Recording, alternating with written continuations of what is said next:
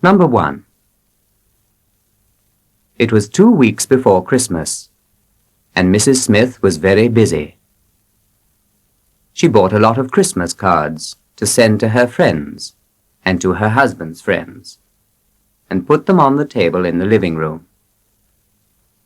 Then, when her husband came home from work, she said to him, "Here are the Christmas cards for our friends, and here are some stamps, a pen, and our book of addresses.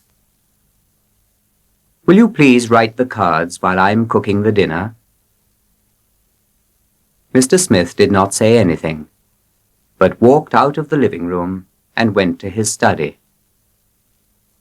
Mrs. Smith was very angry with him, but did not say anything either. Then a minute later he came back with a box full of Christmas cards. All of them had addresses and stamps on them. "These are from last year," he said. "I forgot to post them." Number 2. Mrs. Jones was waiting for an important telephone call, but she had no bread in the house, so she left the baby at home and said to his 5-year-old brother, "I am going to the shops, Jimmy, and I will be back in a few minutes." While she was out, the telephone rang, and Jimmy answered. "Hello," said a man. "Is your mother there?" "No," answered Jimmy. "Well, when she comes back, say to her Mr. Baker telephoned." "What?" "Mr. Baker. Write it down. B-A-K-E-R. How do you make a B?" "How do I make—" "Listen, little boy. Is there anybody else with you?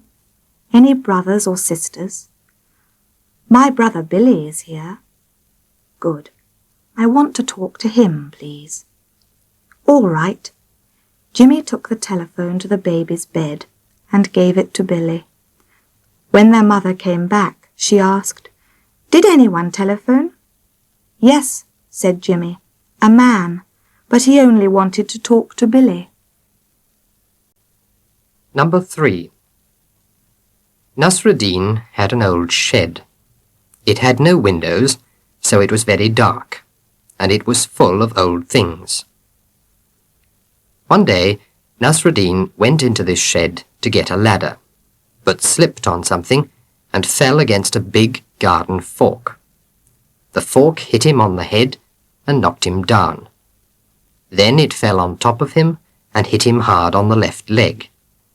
The ends of the fork then went into his long beard.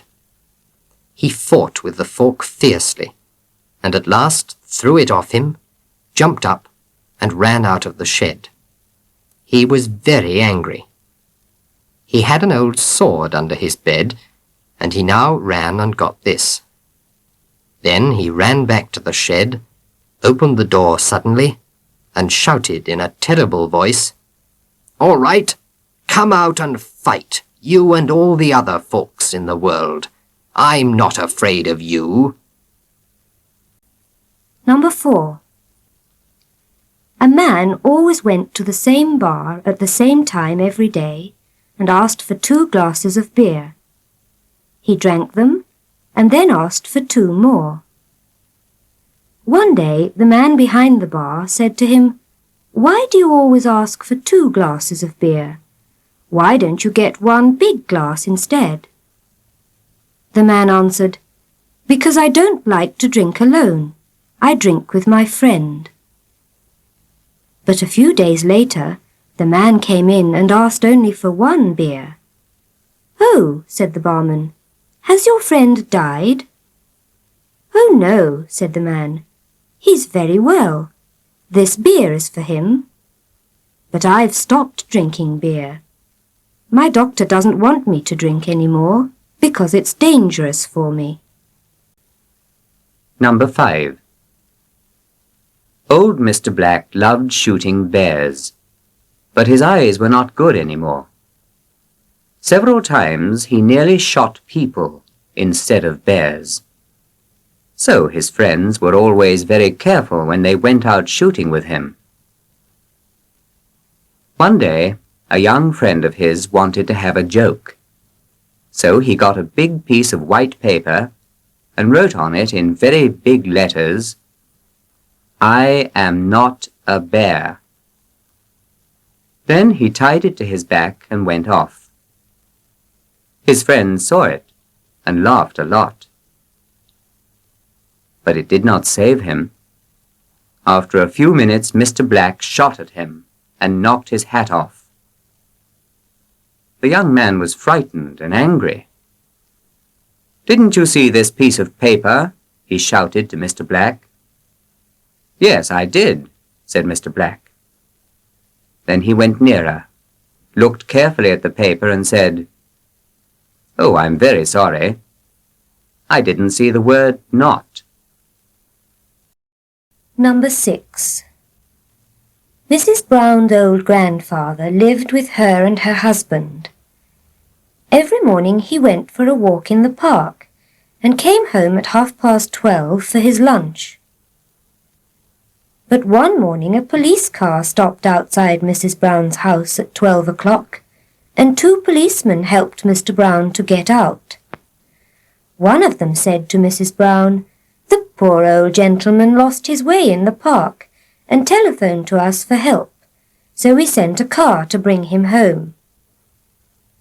Mrs. Brown was very surprised, but she thanked the policeman, and they left. "But, grandfather," she then said, "you've been to that park nearly every day for 20 years. How did you lose your way there?"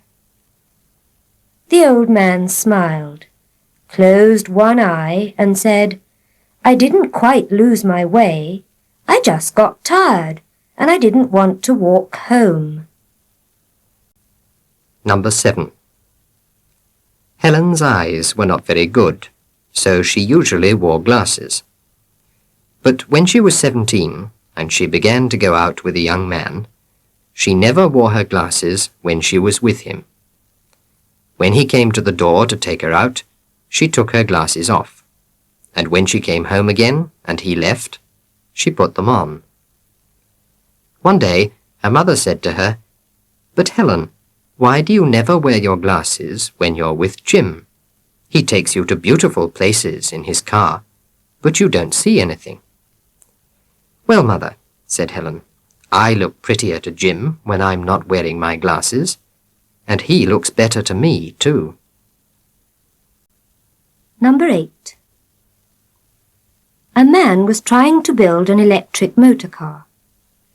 He worked in an office in the town during most of the week, but on Saturdays and Sundays he stayed at home in the country and worked on his electric car. Every Monday he told his friends at the office about his work on the car, but his news about it was never very good. Then at last, one Monday morning, he came to the office and said to his friends, "I've done it. I've driven from my home to here by electricity." His friends were all very glad. "How much did it cost to get here by electricity?" they asked. £302, he answered. £2 for the electricity, and £300 for the electric wires from my house to the car. Number 9. An artist went to a beautiful part of the country for a holiday and stayed with a farmer. Every day he went out with his paints and his brushes and painted from morning to evening. And then, when it got dark, he went back to the farm and had a good dinner before he went to bed. At the end of his holiday, he wanted to pay the farmer, but the farmer said, "No, I don't want money, but give me one of your pictures." "What is money? In a week it will all be finished, but your painting will still be here." The artist was very pleased, and thanked the farmer for saying such kind things about his paintings. The farmer smiled and answered, "It's not that. I have a son in London.